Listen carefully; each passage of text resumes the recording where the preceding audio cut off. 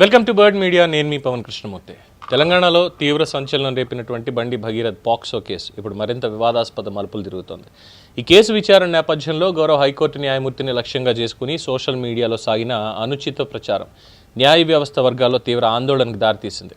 కోర్టుల విశ్వసనీయతను దెబ్బతీసేలా న్యాయ ప్రక్రియ మీద ప్రజల్లో అనుమానాలు రేకెత్తించేలా జరిగినటువంటి ఈ దుష్ప్రచారాన్ని అత్యంత తీవ్రంగా పరిగణించినటువంటి హైదరాబాద్ పోలీస్ కమిషనర్ ప్రత్యేక దర్యాప్తు బృందాన్ని ఏర్పాటు చేస్తూ కీలక నిర్ణయం తీసుకున్నారు. జాయింట్ సిపి శ్వేత ఆధ్వర్యంలో ఈ ప్రత్యేక బృందం విచారణ చేపట్టబోతోంది.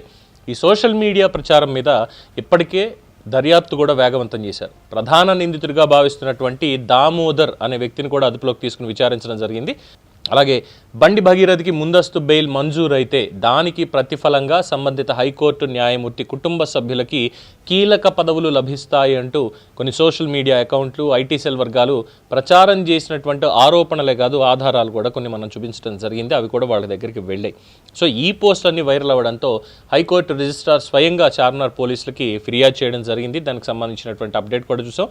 కేసు సైబర్ క్రైమ్ విభాగానికి, అలాగే కొత్తగా ఏర్పాటు చేసినటువంటి సిట్కి ఇప్పుడు బదిలీ చేశారు. సో ముందస్తు బెయిల్ సందర్భంగా, బెయిల్ పిటిషన్ విచారణ సందర్భంగా గౌరవ న్యాయమూర్తి జస్టిస్ టి మాధవీదేవి ఈ ప్రచారం మీద తీవ్ర ఆవేదన వ్యక్తం చేశారు. కోర్టులు కేవలం చట్టపరమైనటువంటి అంశాలు, కేసు మెరిట్స్ ఆధారంగానే నిర్ణయాలు తీసుకుంటాయని స్పష్టం చేస్తూ సోషల్ మీడియాలో జరుగుతున్న అవాస్తవ ప్రచారాలు న్యాయ వ్యవస్థ ప్రతిష్టని దెబ్బతీస్తున్నాయని ఆవిడ వ్యాఖ్యానం. న్యాయవాద సంఘాలు కూడా ఈ దుష్ప్రచారాన్ని తీవ్రంగా ఖండిస్తూ ఇది న్యాయ వ్యవస్థ మీద దాడులుగా అభివర్ణించాయి.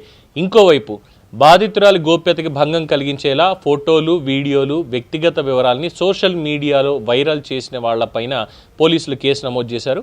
బాలల సంక్షేమ కమిటీ ఫిర్యాదు మేరకి పోక్సో చట్టం, జువెనల్ జస్టిస్ చట్టాల కింద కేసులు నమోదు చేసినట్టుగా సమాచారం అందుతోంది.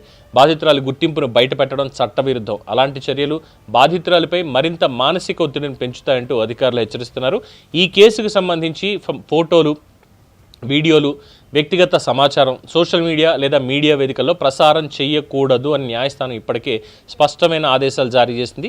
ఇక బాధితురాలి గోప్యతని కాపాడడం ప్రతి మీడియా సంస్థ, ప్రతి సోషల్ మీడియా వినియోగదారుడి చట్టబద్ధమైన బాధ్యత అని కూడా కోర్టు ఇందులో స్పష్టం చేసింది. ఇంకోవైపు పోక్సో కేసు విచారణ, మరోవైపు న్యాయమూర్తిని లక్ష్యంగా చేసుకుని జరిగినటువంటి ఈ సోషల్ మీడియా దుష్ప్రచారం, దీని మీద ప్రత్యేక దర్యాప్తు, ఈ రెండు సమాంతర పరిణామాలతో తెలంగాణ రాజకీయ న్యాయవర్గాల్లో ప్రస్తుతం తీవ్ర ఉత్కంఠ నెలకొంది. ఎవరెవరు దీని వెనకాల ఉన్నారు, ఎవరెవరు నెక్స్ట్ అరెస్ట్ కాబోతున్నారు అన్నటువంటి చర్చ కూడా చాలా బలంగా జరుగుతున్నటువంటిది. ఇది దీనికి సంబంధించినటువంటి another update. For more updates keep watching the bird media.